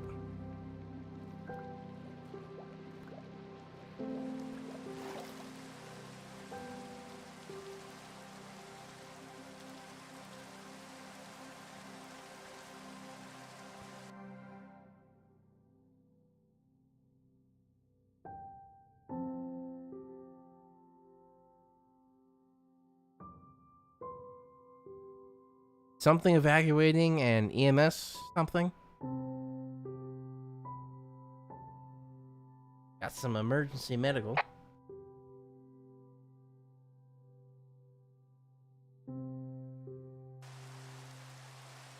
Alright, let's go get some salmon. Where'd you go? Here's a salmon. This straight up.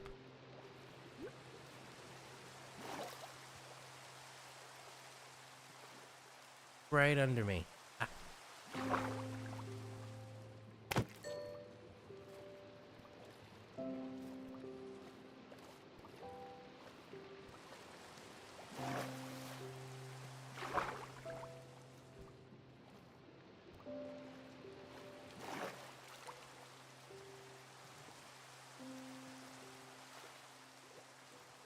Here's a salmon.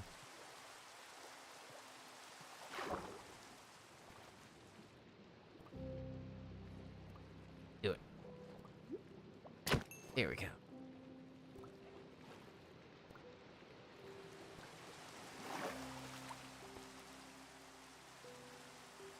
Guess I didn't get them. Oh, it's floating over.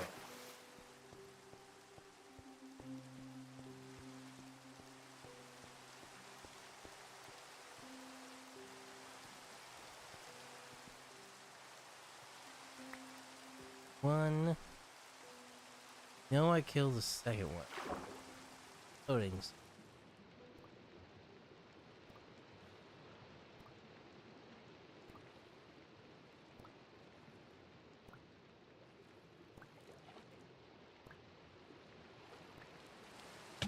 That was close.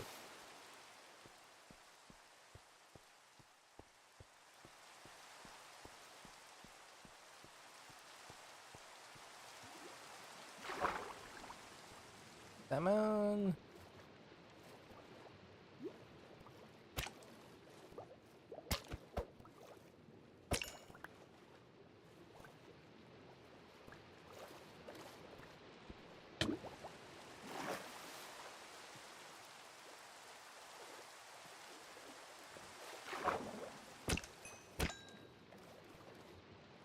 Getting.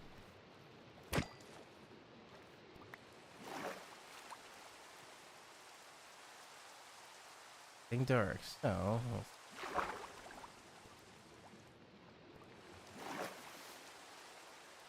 that little spot of snow.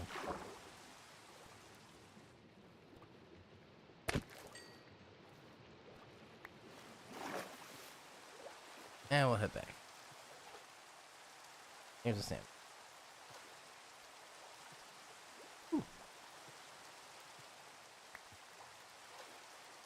Alright, we're gonna be feasting tonight.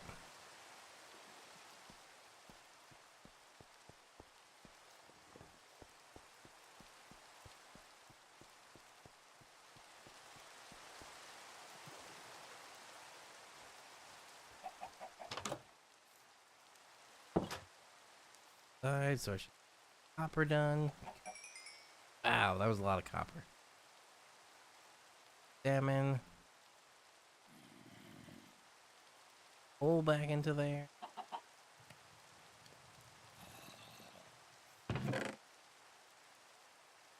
Have enough to make another rock, iron, copper.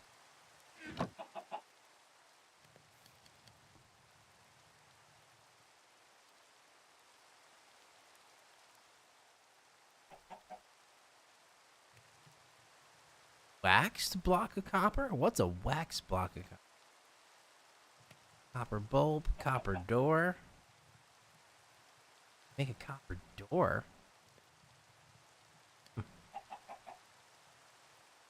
Block of raw copper. Copper grate. Copper trapdoor. For door.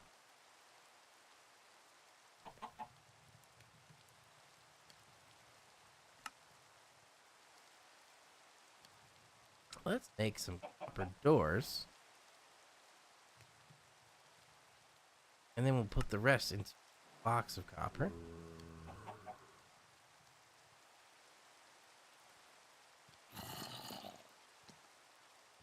That's very close, not inside.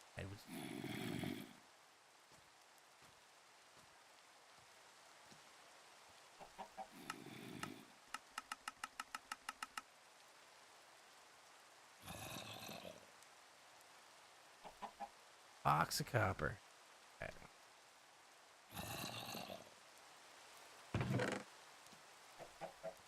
There. There. Keep the door. Now, melt some iron. Cook fit.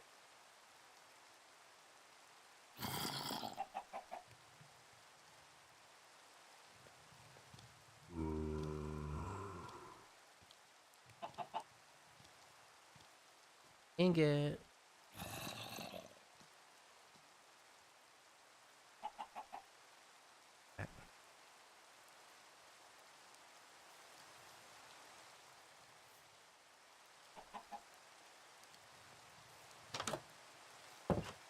I will do the copper.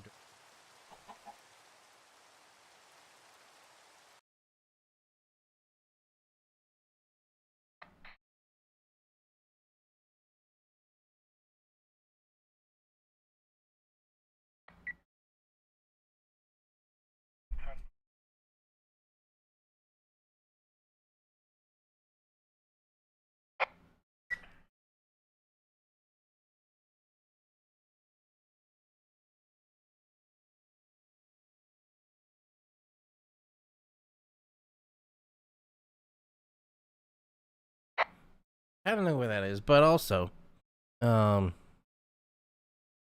automatic alarm.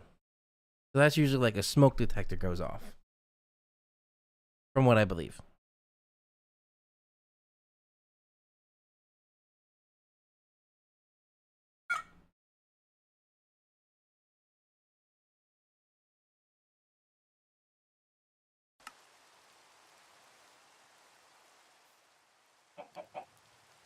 Yeah, we'll just look here.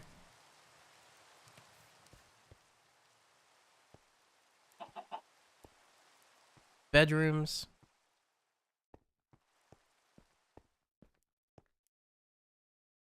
I think we're gonna call it for tonight.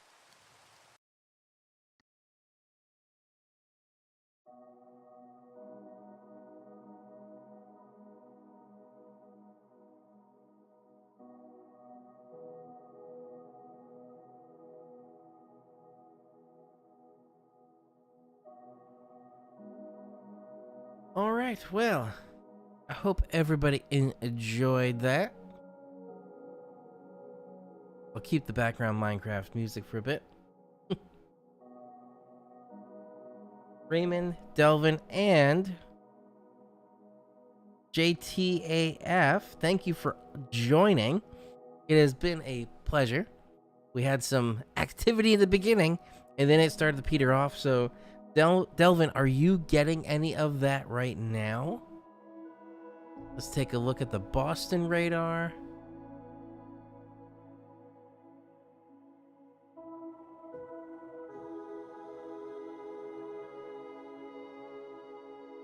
Here's the Boston radar.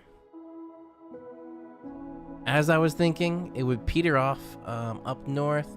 Still severe thunderstorm watches, and I see what you're saying with these bigger severe thunderstorm warning blocks, not the polygonal style that the U.S. does. But thunderstorm over here, New Bedford, just south of there. This looks like quite a rotation going on through here. Put that in motion super quick. It's not really a rotation. It's a little bit of a rotation. But see how everything's just petering off right now? Look at the yellows. The yellows are just diminishing because the energy source, which is the sun, has been removed.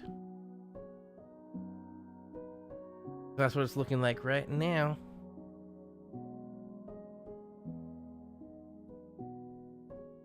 All right. So with that,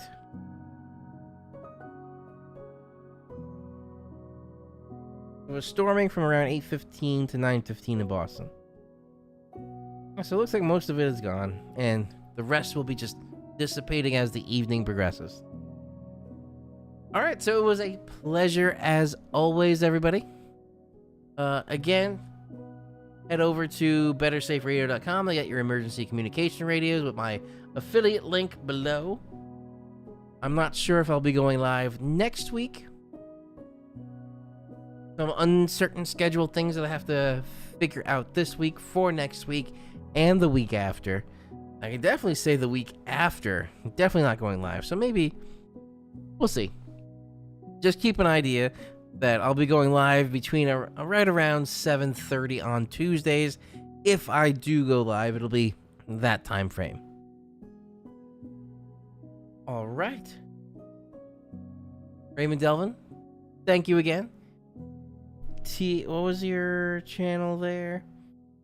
JTAF, thank you for commenting. Thank you for watching as well. I'm not sure if you're still watching, but it was a pleasure. If you want to get some more weather content, feel free to hit that subscribe button below. If you want to get some more EV content with the electrified part, I'm not going to have a video, like a full video on electrified weatherman for the full charge Thursday this week. I will have some shorts.